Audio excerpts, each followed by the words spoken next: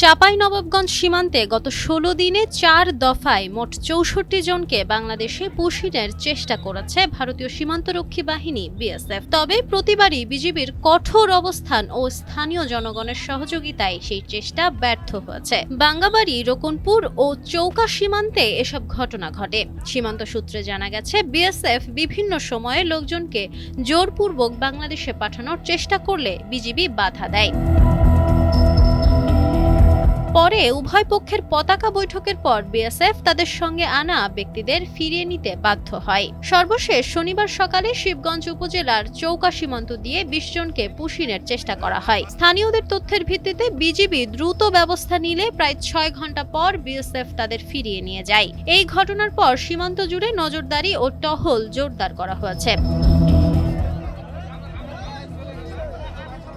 ৫৯ BGB ব্যাটালিয়নের অধিনায়ক lieutenant colonel Tajul Islam Chowdhury জানান, অবৈধ অনুপ্রবেশ প্রতিরোধে বিজিবি সর্বোচ্চ সতর্ক অবস্থানে রয়েছে। স্থানীয়দের সহযোগিতায় সীমান্ত নিরাপত্তা আরও শক্তিশালী করা হয়েছে।